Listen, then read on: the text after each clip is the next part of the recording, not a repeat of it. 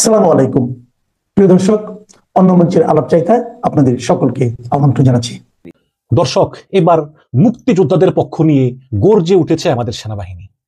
আমি একটু পড়ে শোনাই যে মব সৃষ্টি করে মুক্তিযোদ্ধাদের অপমান অপদস্থ করা যাবে না বলে হুঁশিয়ারি দিয়েছে সেনা সদর।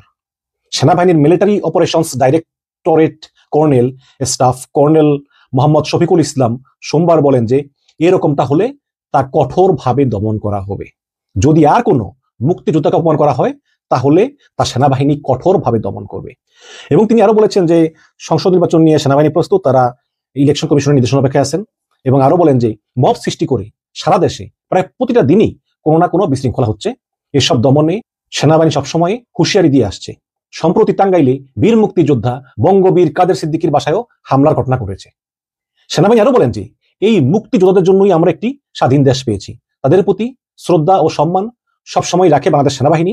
কোনো মব বা কোনো কিছু করে মুক্তিযোদ্ধা বা মুক্তিযুদ্ধকে খাটো করার সুযোগ নেই। এবং এই মহান মুক্তিযুদ্ধের মাধ্যমে বাংলাদেশের জন্ম হয়েছে।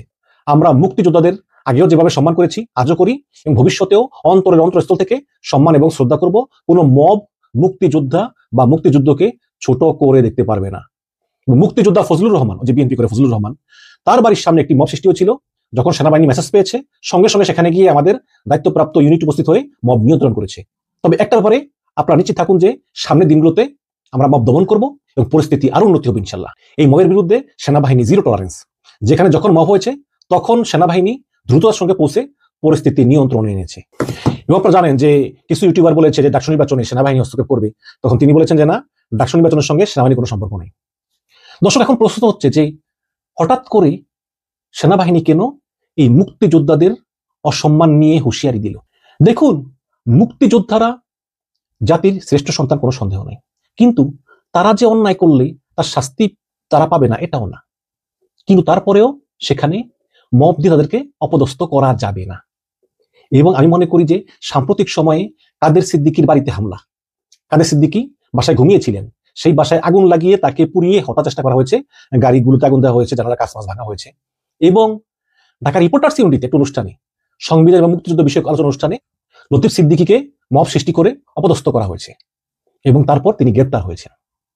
এবং কিছুদিন আগে সাবেক সিইসি নুরুল হুদা, তার গলায় জুতার মালা দিয়ে তাকে পুলিশে দিয়েছে। এখন অবশ্যই যদি কোনো মুক্তিযোদ্ধা কোনো অন্যায় করে তাহলে সে শাস্তি পাবে, কিন্তু তার আগে যেভাবে মব সৃষ্টি করে, যেমন নুরুল হুদার গলায় জুতার মালা, লতিফ সিদ্দিকীকে অপমান অপদস্থ, খোঁচা, কাদের সিদ্দিকীর বাড়িতে আগুন লাগানো, এই সব কিন্তু সেনাবাহিনী ভালোভাবে নিতে পারেনি।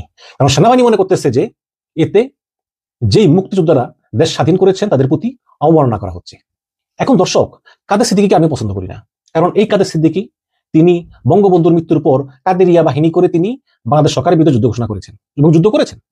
তারপর উনি যোগ দিলেন ঐক্য ফ্রন্টে 2018 সালের নির্বাচনে। ঐক্য ফ্রন্টে যোগ দিয়ে ধানের শীষে নির্বাচন করে পরে তিনি বললেন যে আমি বিএনপি করিনি, আমি কামাল হোসেনের দল করছি। তারপর তিনি আবার শেখ হাসিনার সঙ্গে মিল দিলেন 2022 সালে। 2022 সালে শেখ হাসিনার সঙ্গে দেখা করলেন। 23 সালে তিনি সপরিবারে দেখা করলেন এবং তিনি বললেন যে আমি আমার বোনের কাছে এসেছি, আমি আমার বোনের জন্য জীবন দিয়ে দিব, আমার বোন প্রয়োজনে আরো 10 বছর ক্ষমতা থাকবে। কিন্তু এত তাল দেওয়ার পরেও কাদের সিদ্দিকীকে কিন্তু শেখ হাসিনা নেননি। 24 সালের নির্বাচনে তিনি নৌকা মনোনয়ন পাননি এবং এরপরে যখন হাসিনা পালিয়ে গেল তখন কাদের সিদ্দিকী বলেছেন যে একটা জালিমের বিদায় হয়েছে, এই হাসিনা দেশটা 12টা বাজে গেছে, দুর্নীতি করছে, গণহত্যা করছে। তাহলে এই কয়েক মাসের মাথায় যেই হাসিনা আপনার বোন জীবন দিবেন, হাসিনার 10 বছর থাকবে আপনি চান, সে গণহত্যাকারী হয়ে গেল।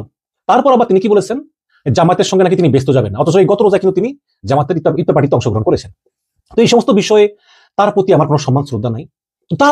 তারপরেও তার বাসা ভাঙা আমি তীব্র নিন্দা জানাই। এটা যারা করেছে তারা করতে পারে না, এটা ঘোরতর অন্যায়। লতিফ সিদ্দিকী সে মোটামুটি ক্লিন ইমেজের মানুষ, কিন্তু তাকে যেভাবে অপমান করা হচ্ছে যে লতিফ সিদ্দিকী 2 গালে জুতা মারো তালে, এগুলো অত্যন্ত অন্যায়। নুরুল হুদা অত্যন্ত নিকৃষ্ট মানুষ, কোনো সন্দেহ নাই, তিনি সেই রাতের ভোট এগুলো করেছেন, রাতের ভোট দিনে করেছেন, কিন্তু তাকে সুনির্দিষ্ট মামলায় একমাত্র পুলিশি অধিকার রাখে গ্রেপ্তার করার জন্য। কোনো মব সেখানে গিয়ে তার গলায় জুতার মালা পড়তে পারে না, সে যত বড় অপরাধী হোক না কেন। তো এই কারণেই সেনাবাহিনী এখন এই হুঁশিয়ারিটা দিল, কারণ সেনাবাহিনী মনে করতেছে যে এখনই সময় হুঁশিয়ার করে দেওয়া। এখন প্রশ্ন হচ্ছে যে তাহলে এই যে মব সৃষ্টি হচ্ছে এবং সেনাবাহিনী বলতেছে যে হুঁশিয়ার করে দিলাম, সামনে যদি মব হয় আমরা আরো কঠোর ব্যবস্থা গ্রহণ করবো, এটা আসলে সেনাবাহিনী কাকে উদ্দেশ্য করে বলেছে? সরকারকে, না বিএনপিকে, না জামাতকে?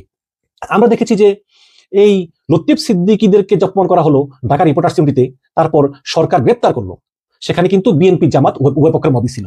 কাদের সিদ্দিকীর বাসায় কে বা কারা হামলা চালিয়েছে আমরা জানি না, কিন্তু অনুমান করতে পারি। এবং নুরুল হুদার গলায় যারা জুতার মালা পরিয়েছে তাদের ফেস কিন্তু ক্যামেরা দেখা গিয়েছে।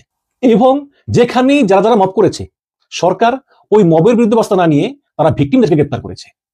এখন তাহলে সেনাবাহিনী যে এই মবের বিরুদ্ধে হুমকি দিল, মূলত এই হুমকিটা কাদেরকে দিল? আমি মনে করি এই হুমকিটা সরকারকে, বিএনপিকে, জামাতকে, এনসিপিকে, সব দলকে দেওয়া হয়েছে। কারণ সেনাবাহিনীর কথা স্পষ্ট যে এভাবে আর মব সৃষ্টি করা যাবে না। এবং আমি মনে করি যে সেনাবাহিনীর কথার যৌক্তিকতা আছে, কিন্তু আবার যদি যদি সব দিক দিয়ে সেনাবাহিনী নিজেও যৌক্তিকভাবে চলতো তাহলে কিন্তু এই সমস্যা হতো না। কিন্তু এই যে সেনাবাহিনী মুক্তিযুদ্ধের এবং মুক্তিযোদ্ধাদের পক্ষে অবস্থান নিল, এটাকে আমি সাধুবাদ জানাই।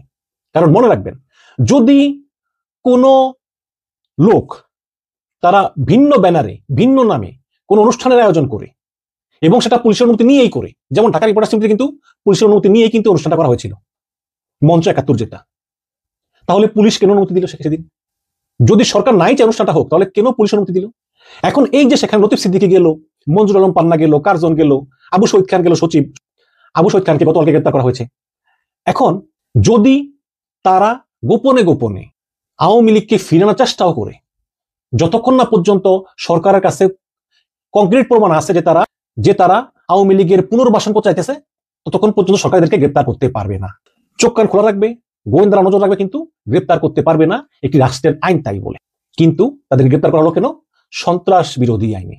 একজন মুক্তিযোদ্ধা, কিছু মুক্তিযোদ্ধা নিয়ে, তারা বৃদ্ধ মুক্তিযোদ্ধাদেরকে নিয়ে সংবিধান রক্ষার জন্য একটা আলোচনা অনুষ্ঠান, হ্যাঁ সেখানে কিছু লোক উস্কানি দিয়েছে, কিন্তু এটা সত্য। তারপরেও তাদেরকে পুলিশ গ্রেপ্তার করতে পারে না। এবং পুলিশ, যেই পুলিশ সম্পূর্ণ সরকারের নিয়ন্ত্রণে, সেই পুলিশ গিয়ে মবদেরকে না ধরে ভিকটিমদেরকে গ্রেপ্তার করে কারাগারে ভরতেছে, এটা কিন্তু সেনাবাহিনী পছন্দ করতেছে না।